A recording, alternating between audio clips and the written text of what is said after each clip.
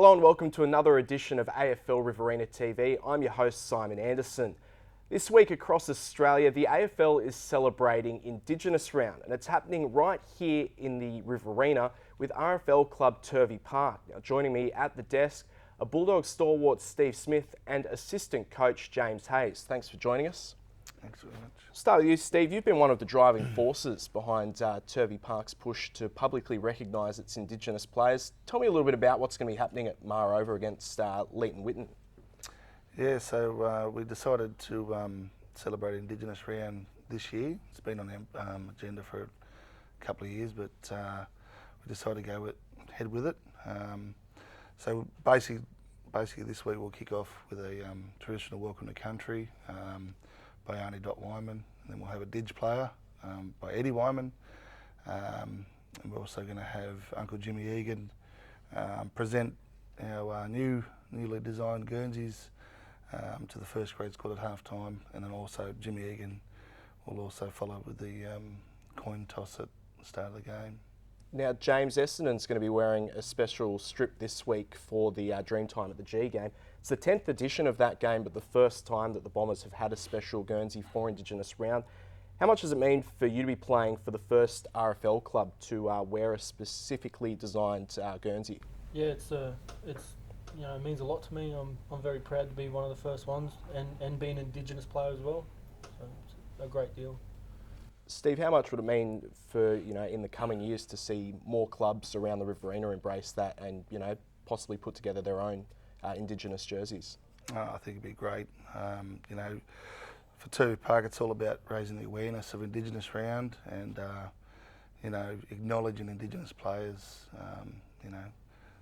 on and off the field and what they do for footy clubs and being a big part of it. But I think, it should be a great initiative, especially with, you've got Chris Gordon, the best player in the RFL the last 2 years, but Colin Gully. But it'd be good for all RFL teams to celebrate Indigenous Round. You mentioned Chris there. We've also got other Indigenous players from the Riverina, blokes like, Zach Williams, who's gone on to play with the GWS Giants. Some good role models, yourself both role models for the Indigenous community in the Riverina. How important are those role models? Oh, I think it's really important. For most people, for most Aboriginal community members and young kids playing footy, footy's their own community as such. People come to play footy to sometimes get out of the house. So it's quite welcoming, the footy club. And James, there must be a bit of excitement generating around the club for this weekend. Yeah, there is. Even from the non-Indigenous players, it's a sense of pride and acceptance from everyone. So I guess it's good to see that the non-Indigenous members of the club embracing it as well. Yeah, definitely it is. Yep. And they get to wear a new jersey and things like that and be a part of it as well. So. Now, the Indigenous population is about 3% of Australia's total population. The AFL reckons that around 9% of team lists are made up of Indigenous players. At a local footy level, what's sort of the most important aspects of clubs like Turvey Park to keep Indigenous footballers playing? I think the main thing is role models such as myself and Hazy in the footy club, and also footy clubs that most welcoming.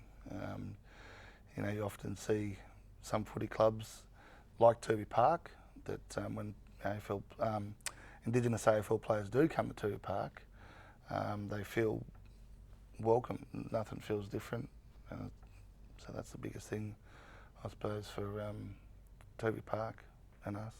We've seen a couple of pretty ugly incidents regarding racism, a couple with Adam Goods in particular, but in recent times we've seen other people in the crowd stand up and have a voice to put a stop to that. He thinks that's, that more people are willing to take a stand and that attitudes have changed towards racism. Is that something you agree about, James? Yes, I do. Yeah, it's a good stand and a good platform for everyone, even the crowd, to get involved. So. And is that something you agree on as well, Steve? Yeah, it's good to be a part of and finally see that that Indigenous Round and also the vilification against players and also other members of AFL clubs are starting to take a stand, which is great. Goods is obviously a brilliant role model for young players coming up through the system. Who are the ones that you looked up to during, your junior years? Oh, yeah, I grew up in Brisbane, so I was a big Lions fan, and Darryl White and Chrissy Johnson and things like that. So. What about you, Steve?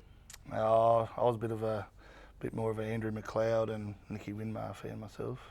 And beyond the boundary, how important do you think, the AFL's awareness campaigns and things like Indigenous partnerships, how important have they been in promoting reconciliation and awareness of Indigenous culture?